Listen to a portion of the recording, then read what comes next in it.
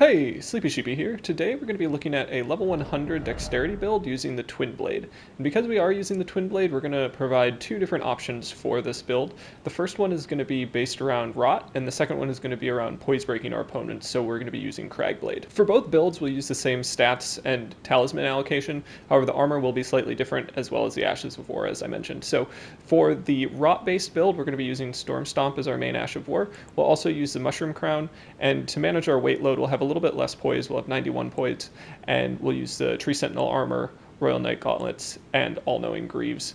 And the talismans we'll use are going to be the Crimson Hammer Medallion +2, Bulgo Talisman to give us some extra poise, and then Millicent's Prosthesis, as well as the Rotten Wing Sword Insignia. These two will both boost our successive attacks, which are going to be pretty useful with the Twinblade. The Cragblade-based version of this build is going to involve a lightning-infused Cragblade Twinblade, and then we'll also use the Crucible Tree Helm, the Tree Sentinel armor, Blade's gauntlets, and the Crucible Greaves to give us 101 poise. Otherwise, these two builds will be exactly the same. To further boost our successive attacks, we'll be using the Thorny Crack tier, which does stack with Millicent's Prosthesis as well as the Rotten Wing Sword Insignia. And then we'll also be using the Crimson Bubble tier just to restore HP when we're close to death, which I always find to be pretty useful. In patch 1.08, the Twinblade two-handed moveset did get a buff, so it's now faster for its entire moveset, which is pretty nice, and this is going to be useful especially for getting our successive attacks. However, it did also get a nerf in terms of poise damage, so that's going to be where Cragblade comes into effect. So for our Cragblade weapon, we're going to be lightning infusing it just because we're on a dex build, and that's a nice way to kind of incorporate lightning. And this will give us higher poise damage in the process, so that's going to be pretty useful. And then for our Rot version, we're going to have Storm Stomp as our Ash of War, and then just be applying Rot Grease either at the beginning or throughout the invasion. So definitely look out for that. It'll be easy to tell which build I'm using just because I'll have the Mushroom Crown on if I'm using the Rot-based weapon. Otherwise, I'll be wearing this helm that I'm currently wearing right now. And as for the moveset, the running light attacks are pretty good. They come out in 2 hits. The Godskin Peeler does have a unique running heavy, which does come out in 3 hits, and that's going to be great for boosting our successive attacks. And also the very last hit does do quite a bit of damage, so that can be great if we've already got a couple of the AR boosts from our talismans.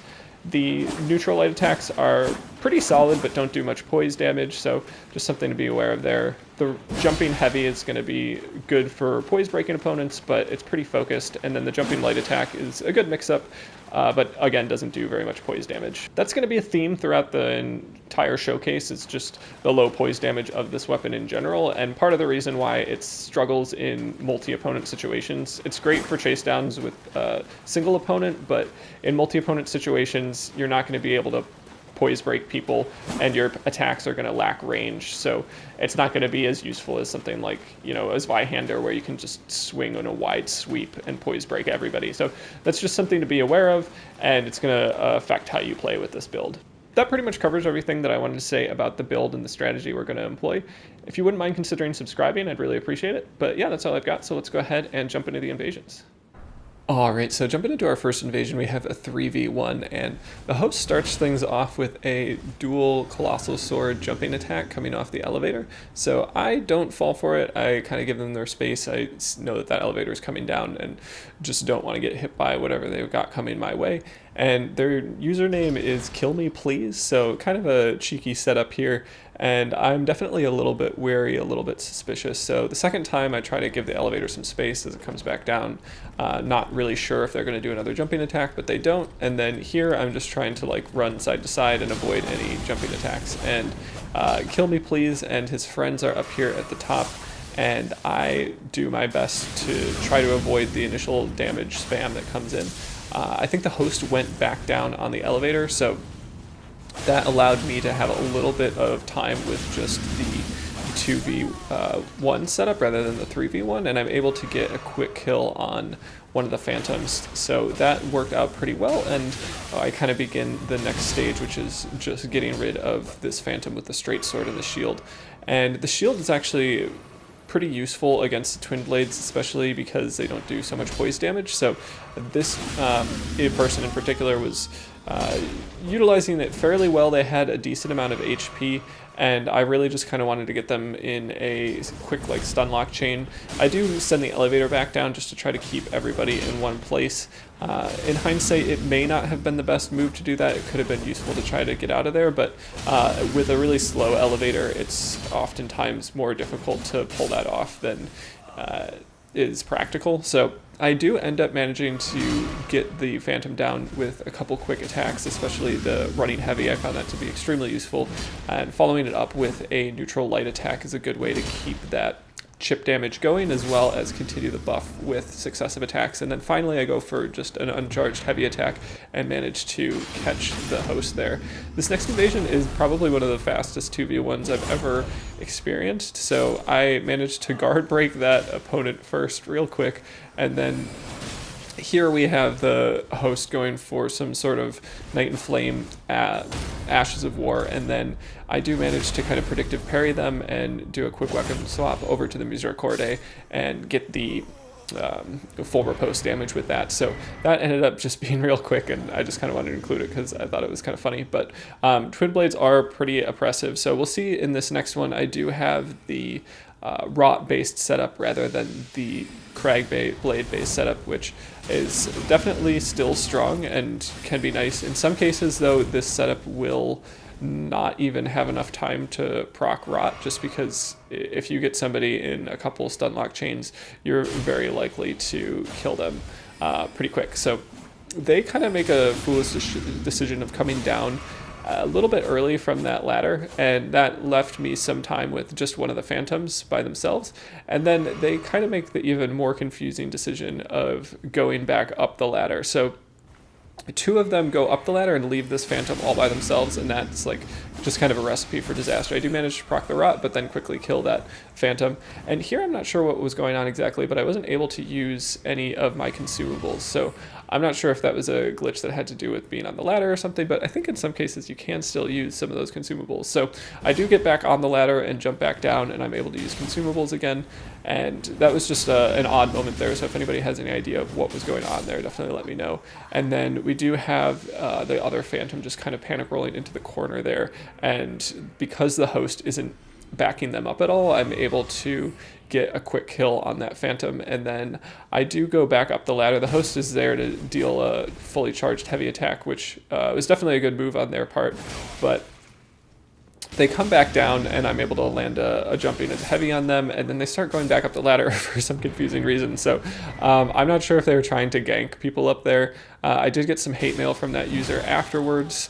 They weren't really pleased with that whole situation, so I did think I should include it in the video. Next up we have a 2v1, and this one started off very poorly for me. The Lance user was doing a great job of proccing the frost pretty well, or at least getting the build up pretty high. And then we also have a Bike Spear user that's looking to definitely deal some madness damage. They do go for Inescapable Frenzy at some point, which I thought was just kind of funny. Like, definitely not the play, but if you can pull it off, it is pretty cool. So I think the Lance user there is doing a good job of kind of covering their teammate, and they kind of go for an edgelord moment where they just stand there, so I throw a freezing pot in their direction.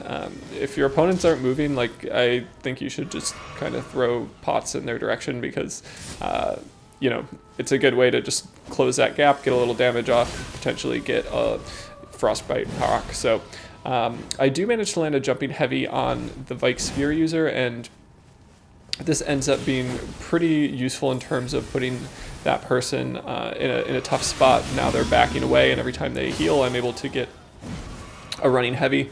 And the running heavy is really nice for roll catching.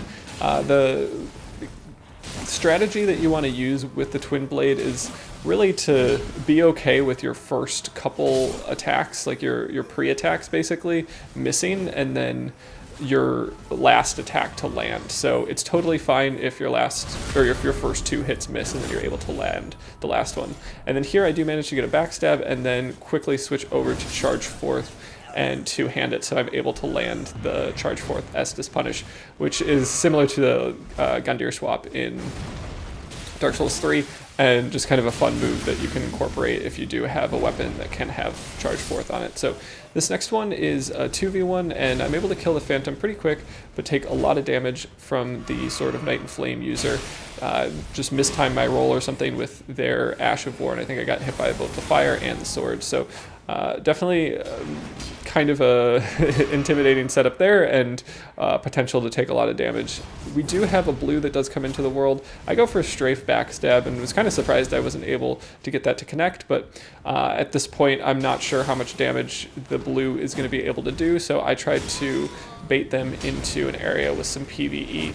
And the blue is interested in fighting me, and the host is not, maybe smartly, because a dumpling head does come over and just grab the blue and do all of their damage, or all of their HP rather. So the dumpling head does come in pretty clutch there and just stun locked my opponent once.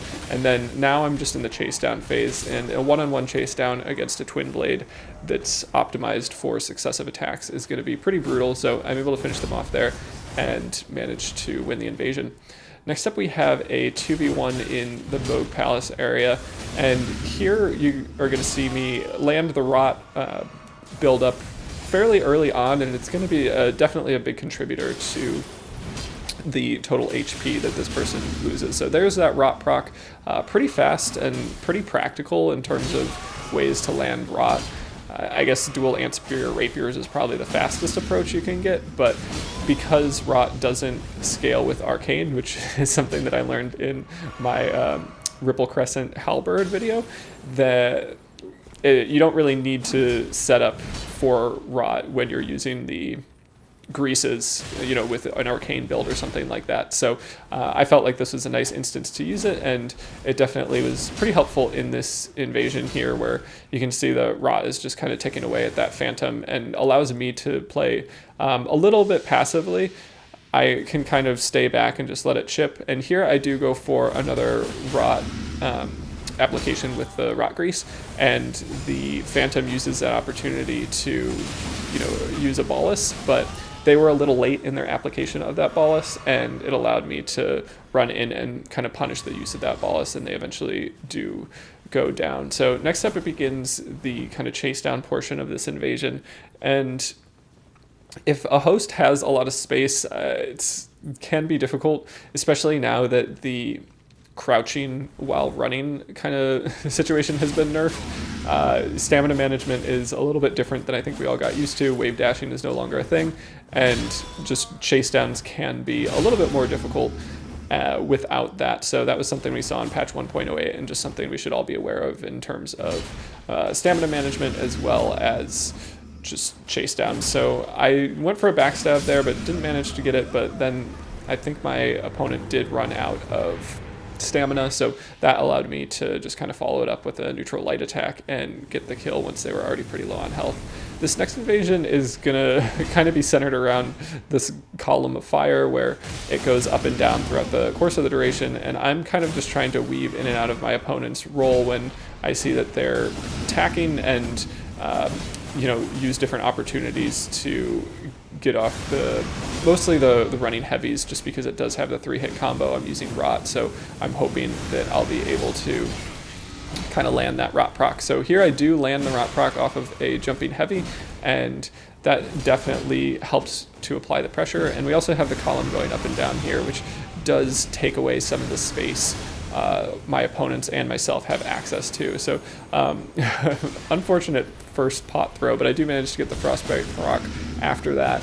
And now with the pipe down, I'm able to kind of do a quick ring around the rosy and grab the final hits on the Phantom there and take care of that damage. So I go for somewhat poorly timed Rot Grease application. I wasn't expecting the host to just like full on run away. I thought they might kind of stay in the room, but they do manage to get away and get a heal in, but I think they're not entirely sure where to go from here. Both sides of this hallway will result in a large carriage that comes by and runs you over, so they opt for Rot Breath, and it just wasn't the play there. So they were kind of stuck between a rock and a hard place, and were able to take advantage of that. Next up we have a 2v1 in the crumbling Farum Azula area, and we have a shield poke set up with Bike Sphere and a host, I believe that they're using a katana. I'm not 100% sure, though. We'll see in just a moment. And the Vike Spear user does go for their Ash of War, which opens them up to a backstab. And that was really nice to see them use that. And it meant that they weren't continuously shield poking, which would have been a much more effective way to handle this build. So I do come over and get a couple quick attacks on them, and that allows me to kill them, but I do get Madness procced in the process. So it was worth it. I think it was just me standing on the ground near the Madness fire that had been brought out by the Ash of War. But definitely a trade that was worth it in the end, being able to take care of that Phantom. And then here the user with the katana is not too bad with it, but just not really managing their HP the way they should, and they kind of continuously go for aggression when they should have backed off. This next invasion is another very quick one, and this is just kind of an interesting thing to note about the successive attack setup. So here you can see how much damage I get with a guard break riposte off of the successive attacks. So I believe that if you do land successive attacks and you get the AR bonus, that does apply to your riposte. So you could probably do some pretty nutty damage with either parries or ripostes after successive attacks. And then I also did want to note just how quickly I was able to proc rot on the host there. So I did get some very quick attacks in on them, but it really didn't take that many hits, and they had their shield up and I was still able to proc rot. So just two things to note in that particular invasion. This next invasion was one that kind of drove me mad. We had one player that was maybe AFK. I wasn't sure if they were going to join the fight. So the second player just threw a freezing pot at first to see if they were going to kind of join in.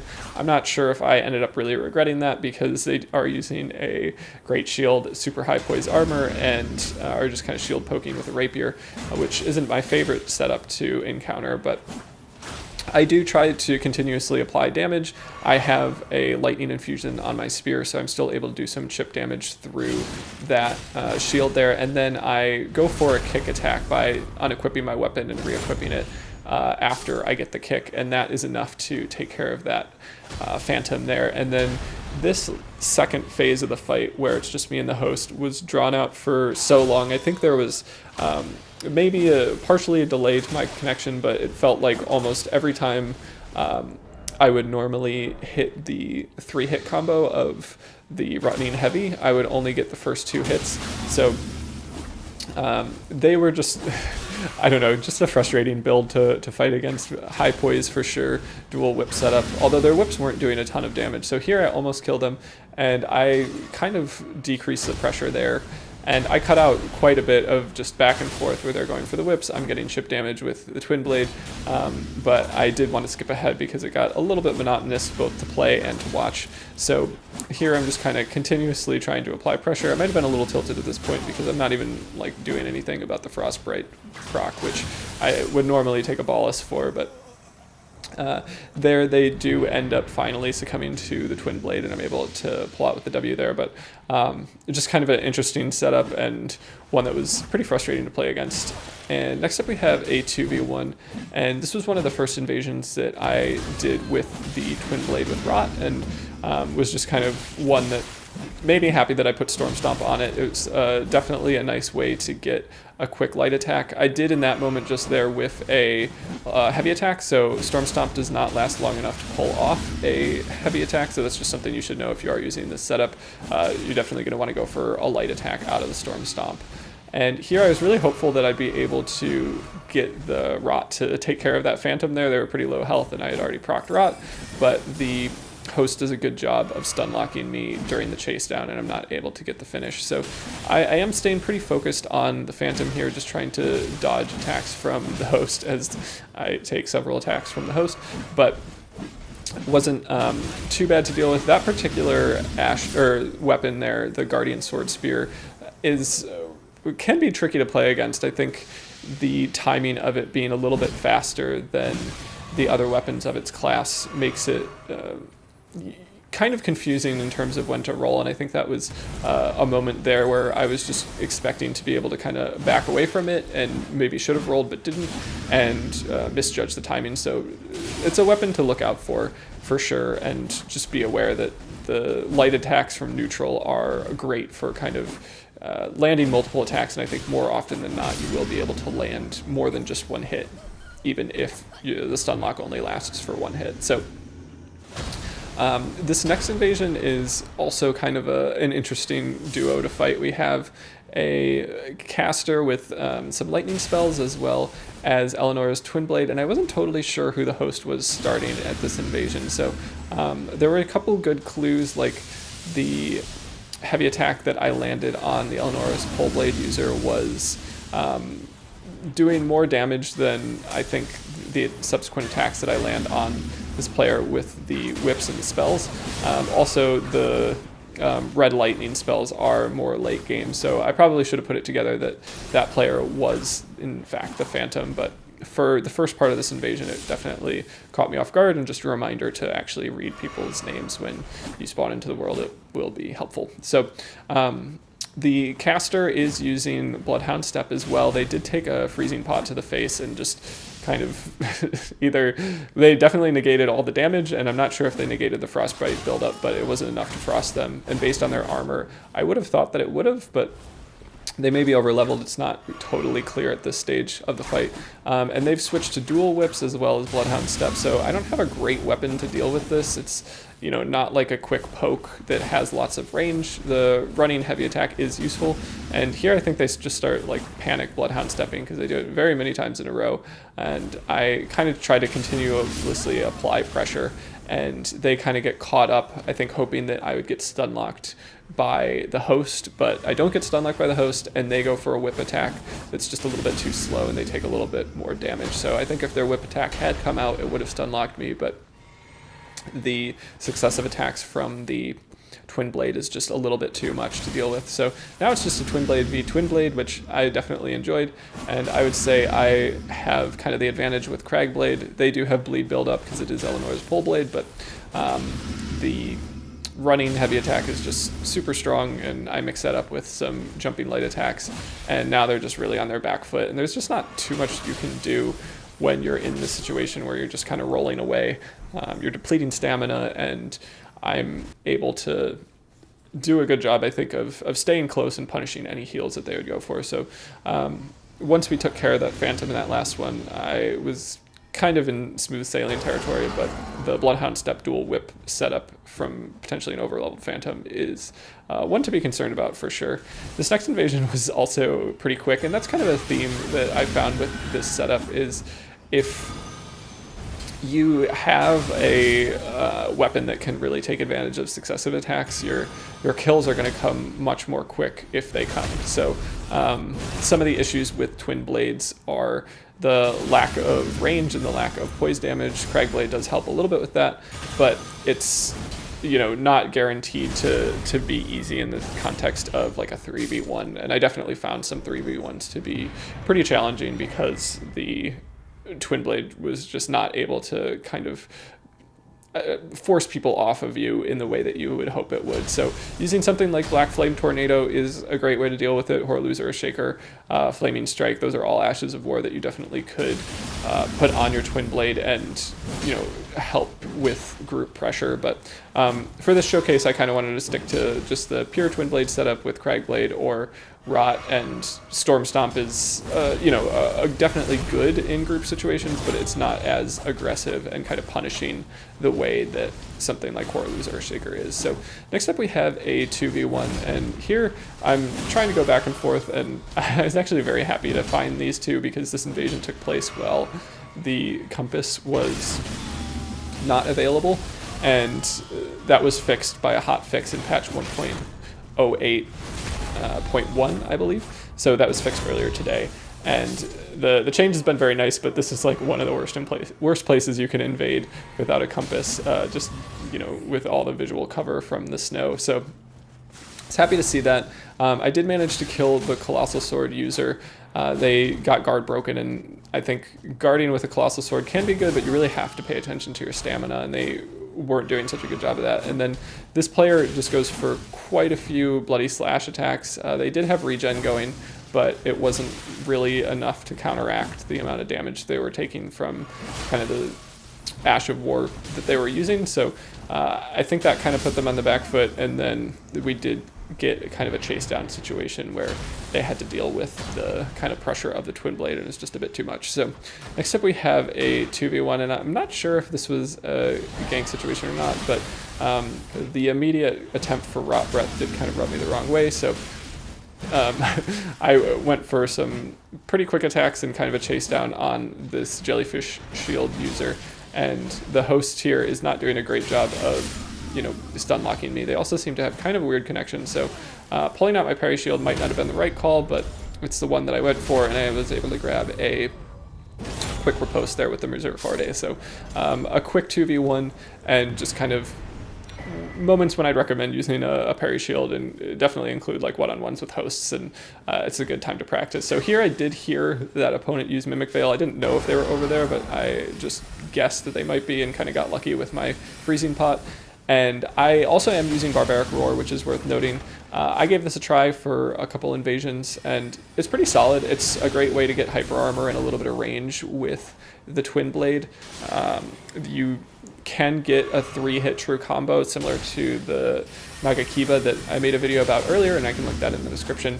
And it's not too bad. Having some hyper armor with the Twinblade is actually pretty nice, and the 3-hit combo is also solid in terms of working with your successive attacks that you're being boosted with your talismans and whatnot. So another potential way to run this, I don't know if I thought like Cragblade was better or not. I think they were both like pretty similar in terms of how well they kind of optimized for the build, but yeah, I stuck with Cragblade for the majority of it. I think having that little extra poise damage is pretty nice, but here for this opponent, it's not really too much of an issue. Both of these people have fairly low poise, and once I'm able to take care of the wizard, I can kind of go for the Barbaric Roar heavy attack, and then the host is pretty much on their back foot, so I'm able to take care of them with just some running attacks. Next up we have another 2v1, and this is going to involve a wizard and then a player with a colossal sword and Bloodhound Step. So well, wizard might not be the right term since they are using melee weapons, but they are light rolling, and I feel like it's just really important to kind of take care of them as quickly as possible, and here the Cragblade definitely helped kind of poise break them. And going up against Bloodhound Step on a Colossal Sword, especially after patch 1.08, which did increase the kind of crouch poke speed associated with Colossal Swords, is kind of terrifying. They do have, they're in a pretty good position at least to land a lot of damage and really avoid many of the attacks that I'm trying to deliver, especially given kind of the slowness of the last attack. So Twinblades, because they are always multi-hit attacks, the first part of your attack will likely kind of clue in your opponent that they need to do something like roll or use Bloodhound Step. So, you know, a situation like that is going to be kind of scary. Had they managed their health a little bit better, I think they would have been in a good position to just kind of continuously Bloodhound Step and poke me and just wear me down over time. And, you know, them being the host, they definitely have more health than I do. So I was happy to kind of come out with the W in that situation, and that is a, you know, way to kind of counter Twinblades in general, is just using a weapon like, you know, a Colossal Sword and putting Bloodhound Step on it. But in this case, it wasn't used super effectively, so it was all right. Next up we have a 2v1, and the player of the Radon Helm is kind of spamming their sword attacks, but because it's, you know, during a chase down of another player, it's, you know, effective at chipping me, but I am able to finally get the dual Twinblade user, and I get a little bit annoyed by the light attack spam. So here I go for a couple of missed parries, and then I decide that I would like to start using the Charge Forth Ash of War just a little bit more, and it's not like super common to land in my experience, so I just kind of go for it and see how useful it can be. And it turns out in chase downs it's actually pretty good, especially because it knocks over your opponent. So I was definitely able to land that Ash of War way more than I thought I was in the context of this invasion.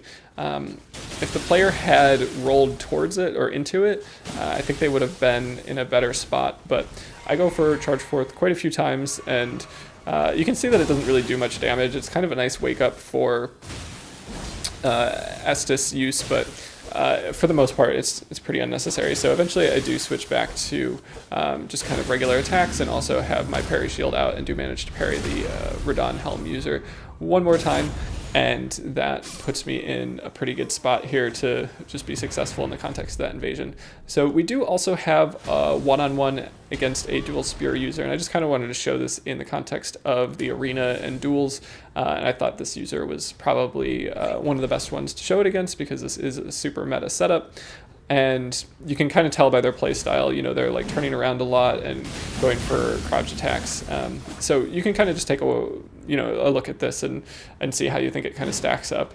But I will take this opportunity to just kind of talk about the weapon in general. Cragblades on two-handed builds definitely got a buff, but I still don't enjoy them more than like something like fist weapons. They're great for getting status procs off, so they'd be very strong on a bleed build or something, but I think status procs is really where they shine the most. Successive attacks are good, but it's just difficult to deal with invasions with a weapon like a Twinblade. Much more, I think, than fist weapons, kind of surprisingly, just because you get a kind of an equal amount of damage on every hit, so you don't have to be dealing with kind of the low damage of the first one or two hits and then the high damage of the later hits. So it's not to say that I didn't like Twinblades, it's just that fist weapons or claw weapons to me, especially after the buff of 1.08, feel a little bit better, and Twinblades felt like they had a lot of the detriments that fist weapons have, with not as many kind of pros associated with them. So a cool weapon for sure, and one that I was very happy to see get buffed, but I'm not sure how frequently I'll be returning to them. You can run it on a like dual Twinblade setup, but especially after the changes in 1.08, I felt like just the two-handed moveset was kind of the most fun, and I think you kind of get encouraged to just use the jumping attacks with the dual Twinblade setup. But yeah, that's all I got, and thanks for watching. As always, if you made it this far, I just wanted to say thanks so much for watching. I really appreciate everybody's support. And if you have any questions about the build, or if you have any recommendations for future builds, definitely let me know. This build in particular was one that was recommended in the comments, so I do appreciate those and I do see them. So yeah, that's all I've got, and I hope you have a good one.